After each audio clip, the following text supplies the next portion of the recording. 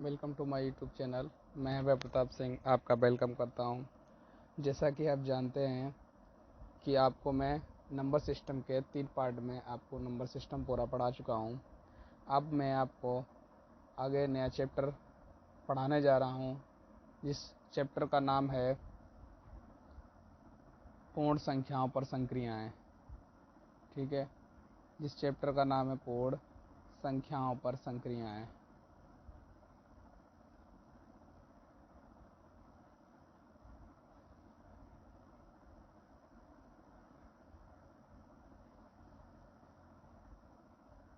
क्या होता है ये सब चीज़ें संक्रियाएं आप जैसा कि जानते हैं कि पूर्ण संख्याओं पे है, तो जो भी हमें काम करना है वो पूर्ण संख्याओं के ऊपर करना है।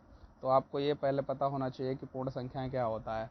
पूर्ण संख्याएं एक्चुअल में जीरो से जो शुरू होती हैं संख्याएं उनको पूर्ण संख्याएं कहते हैं। जो जीरो से शुरू हों और अनंत तक इनकी कोई परिसीमा नहीं होती है, तो जीरो से शुरू हो उन्हें पूर्ण संख्याएं कहते हैं। ठीक है, तो जीरो से शुरू होने वाली संख्याएं पूर्ण संख्या कहलाती हैं। तो इन पे हमें 4 संक्रियाएं करनी है। 4 संक्रियाएं, आप 4 संक्रियाओं में हम उनके नाम बता देते हैं आपको। पहली संक्रिया होती है जोड़ की। पहली संक्रिया जोड़, फिर उसके बाद घटाना, फिर उसके बाद गुणा और फिर उसके बाद आता है भाग। ये 4 संक्रियाएं हैं जिनको हमें पूर्ण संख्याओं पर करना है। ठीक है, अब बात कर लेते हैं कि जोड़ की संक्रिया में क्या होता है, गुणा की घटाना की संक्रिया में क्या होता है। तो जोड़ की अगर बात करें, हम जोड़ की बात करें तो जो जोड़ की संक्रिया होती है उसमें जो तत्समक हमारा इकाई जोड़ या घटाना, जोड़ और घटाना का तत्समक इकाई का तत्समक तत्समक तत्समक इकाई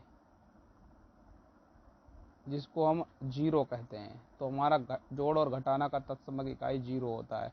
माने इसका मतलब क्या है? इसका मतलब है अगर बेटा किसी संख्या में हम जीरो जोड़ दें या जीरो घटा दें तो उस संख्या की सेहत पर कोई फर्क नहीं पड़ता है।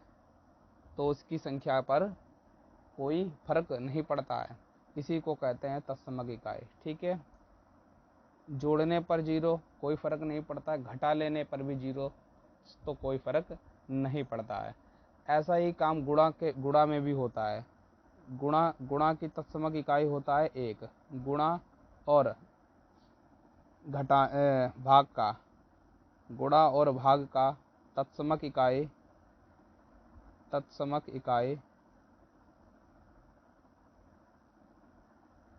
होता है एक,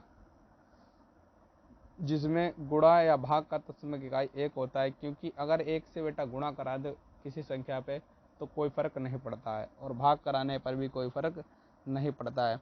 एक पॉइंट और थोड़ा सा इम्पोर्टेंट है कि यदि बेटा गुणा कि यदि किसी संख्या में शून्य की गुणा करा दी जाए, शून्य की गुणा करा दी जाए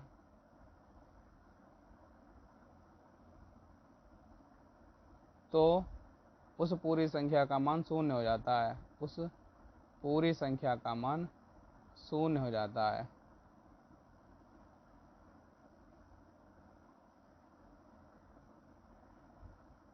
शून्य हो जाता है।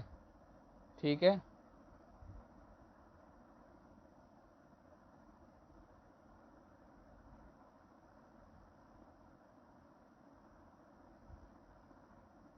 तो उस पूरी संख्या का मान शून्य हो जाता है। अगर हम बात कहें भाग में कि बेटा भाग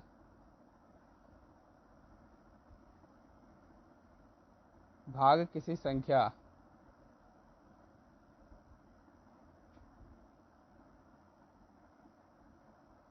में भाग किसी संख्या में शून्य से करते हैं, शून्य से करें तो उसका मान अनंत आता है। माने 0 पर भाग किसी संख्या में शून्य से करें, तो कोई संख्या मैंने मान लिया जैसे 5 है, 5 को भाग बेटा शून्य से करेंगे, तो शून्य से भाग करेंगे तो बेटा इसका मान हमेशा क्या आएगा, इन्फिनाइट। क्या आएगा, इन्फिनाइट। ये इसका मान होता है अनंत, इसको अनंत कहते हैं और इंग्लिश में इन्फिनिट कहते हैं, इन्फिनाइट। ठीक है। अगर बेटा किसी संख्या से 0 में भाग करें, तो जब भी 0 में भाग करेंगे तो 0 उसका मान होगा। ठीक है। 0 में भाग करने पर 0 मान होता है, 0 से भाग करने पर अनंत होता है उसका मान। ठीक है। उसका मान क्या, अनंत होता है। ठीक।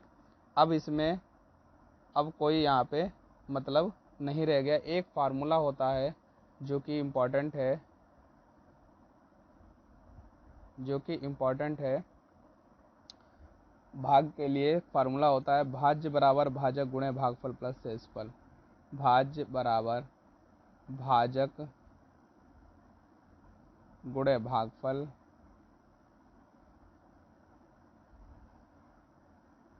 प्लस शेषफल।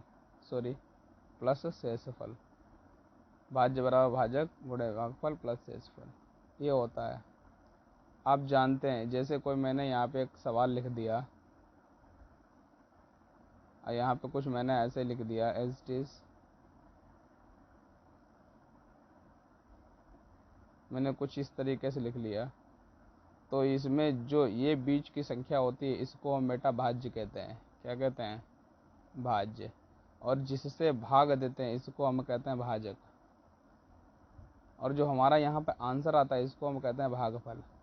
और जो यहाँ पे बच जाता है नीचे यहाँ, इसको कहते हैं हम शेषफल। ये चीज़ें हैं। तो हमारा भाज्य बराबर भाजक गुणे भागफल प्लस शेषफल, ये हमारा सूत्र होता है। ठीक, ये हमारा सूत्र होता है, इसको भी हम याद रखेंगे बखूबी। ठीक है। अब यहाँ पे कुछ सवालों की प्रैक्टिस करते हैं। इसमें जितना भी इंफॉर्मेटिव था वो मैंने आपको दे दिया है। अब इससे ज़्यादा इस लेसन में इंफॉर्मेशन देने को है नहीं। अच्छा, कुछ डिविजिबिलिटी रूल है उनको भी लिखा ही देते हैं, कुछ डिविजिबिलिटी रूल हैं उनको लिखा देते हैं। ठीक है। तो डिविजिबिलिटी रूल की बात कर लें तो डिविजिबिलिटी रूल में जैसे 2 का डिविजिबिलिटी रूल होता है, 2 का विभाज्यता, डिविजिबिलिटी को हिंदी में कहते हैं विभाज्यता। तो 2 का विभाज्यता क्या होता है, यानी 2 से विभाजित होगी कोई संख्या, कैसे विभाजित होगी, तो उसका इकाई अंक बेटा क्या होना चाहिए, उसका इकाई अंक किसी संख्या या कोई संख्या लिख लेते हैं,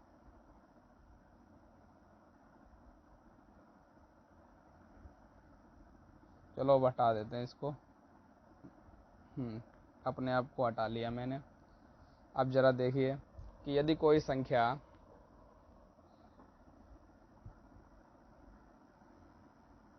दो से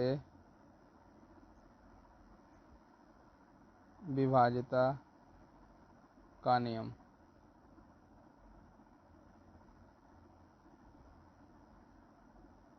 क्या होता है कि कोई संख्या 2 से विभाजित तभी होगी, कोई संख्या 2 से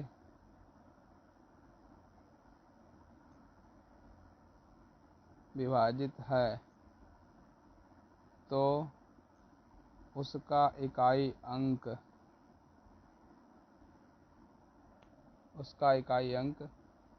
इकाई अंक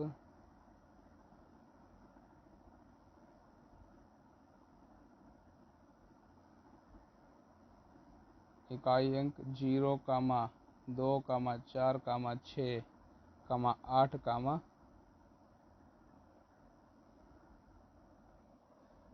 कोई संख्या 2 से विभाजित है तो उसका इकाई अंक 0, 2, 4, 6, 8 होना चाहिए। 8 होना चाहिए। 2 से विभाजित होने के लिए 0, 2, 4, 6, 8, 10 होना चाहिए। ठीक है, विभाजित होने के लिए 3 से विभाजित होने के नियम, 3 से विभाजिता का नियम,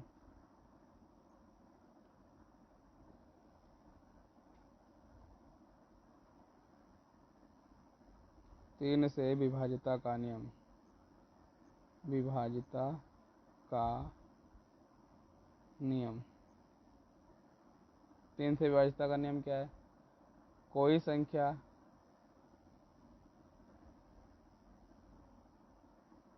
कोई संख्या 3 से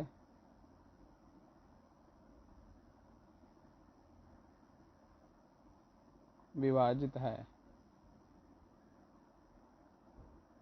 विभाजित होगी,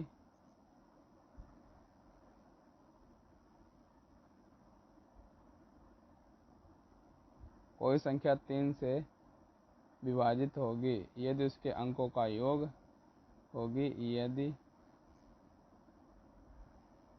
उसके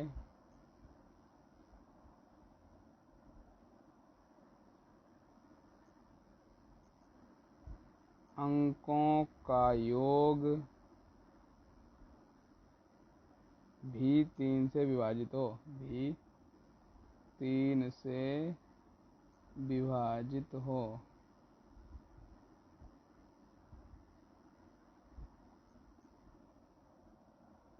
तीन से विभाजित हो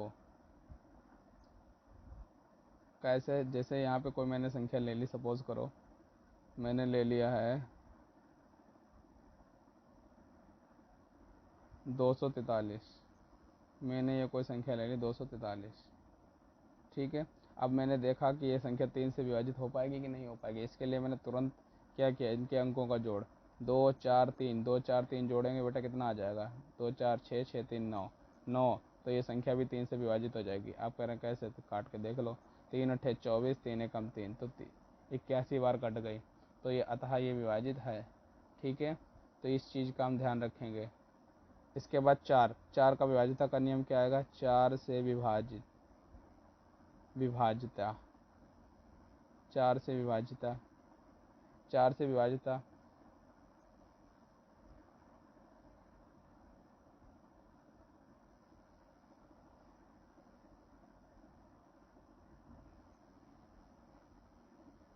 कोई संख्या 4 से विभाजित होगी, विभाजित होगी यदि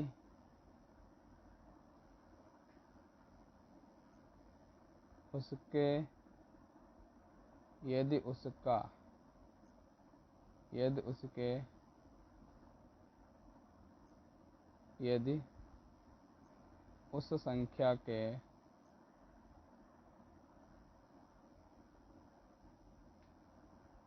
अंतिम 2 अंक, अंतिम 2 अंक, अंतिम 2 अंक 4 से विभाजित हैं।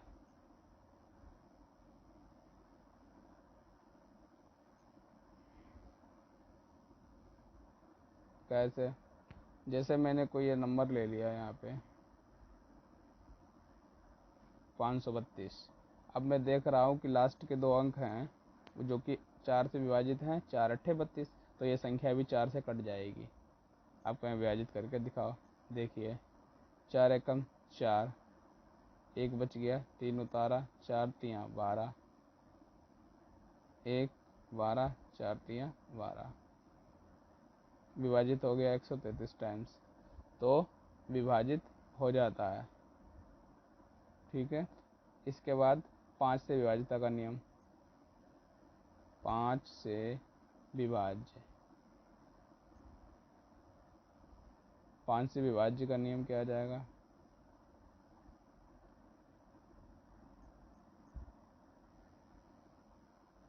यदि कोई संख्या, यदि कोई संख्या के इकाई अंक 0,5 0 या 5 हैं तो वह संख्या हमेशा 5 से कट जाएगी, 5 से कट जाएगी।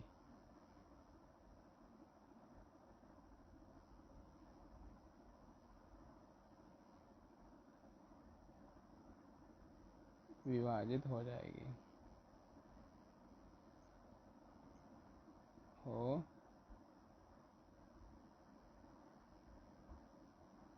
हो जाएगी।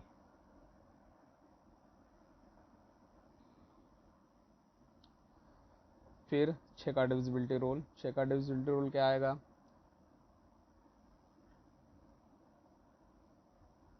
6 से विभाज्यता का नियम।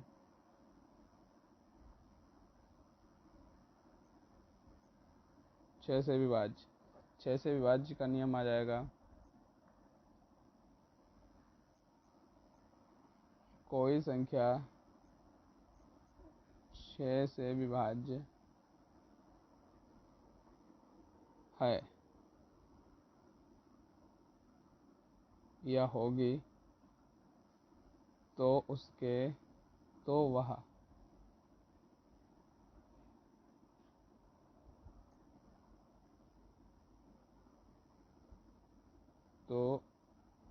वह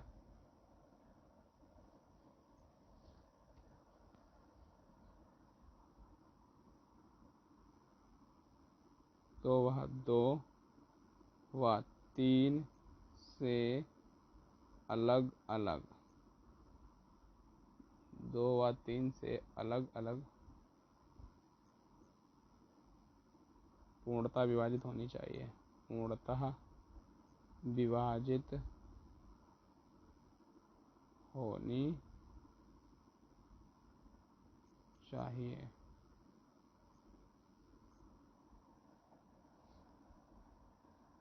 जैसे मैंने कोई नंबर ले लिया, सपोज करो छोटा ही नंबर ले लें,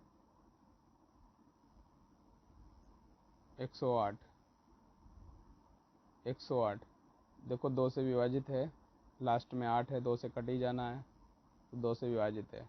बताया भी था 0 2 4 6 8 अगर है तो 2 से कट जाएगी, तो ये 2 से संख्या कट जाएगी। इसके बाद 3 से कटने का नियम है कि इनके अंकों का जोड़ 3 से कटना चाहिए। 8 में 0 जोड़ा 8 ही रहेगा, 8 में 1 जोड़ा 9 आएगा, जो कि 3 से कट जाता है। तो 2 और 3 दोनों से विभाजित है, तो 6 से विभाजित भी होनी चाहिए। करा दो विभाजित। 6 से कटाएंगे तो 6 से कटेगा, 6 एक का नम 6, 6 एक कम 6 बच गया 4, 48 हो गया, 6 48, 18 टाइम्स कट गया। तो ये अतः यह संख्या विभाजित है। ठीक है। इसके बाद अगर 8 से विभाजिता का नियम की बात करें, 8 से विभाजिता का नियम, 8 से विभाज्य 8 से विभाज्य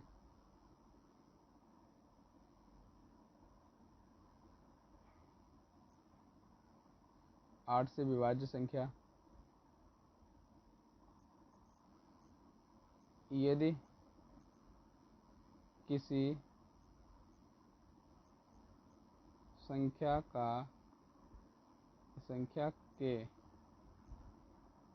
संख्या के अंतिम 3 अंक 8 से विभाज्य हैं,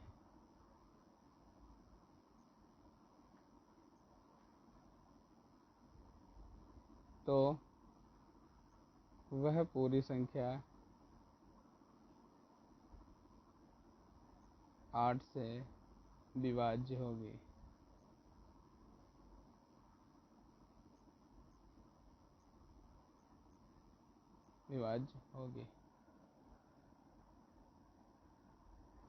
एग्जाम्पल, जैसे कोई संख्या मैंने मान ली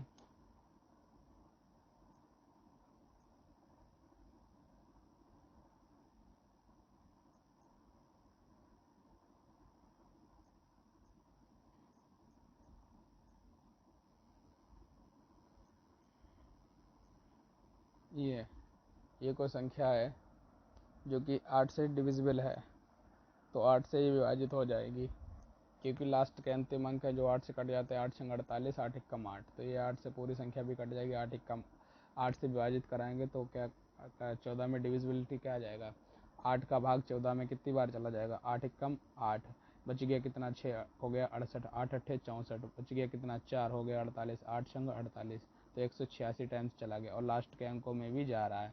तो ये लास्ट के अंकों में जा रहा है, इसी वजह से इसमें चला गया। ठीक है, अब मैं आपसे विदा लेना चाहूँगा। ठीक है, तो अब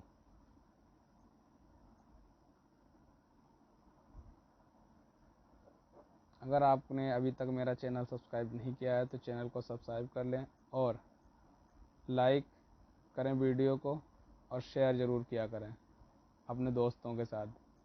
ठीक है, और अगर वीडियो में कोई भी प्रॉब्लम है या कोई समझ नहीं आती चीज़ तो कमेंट ज़रूर कर दिया करें, नीचे कमेंट कर दें और आप अपनी कमेंट में अपना समस्या लिख दें। ठीक है, और ठीक है, बाय।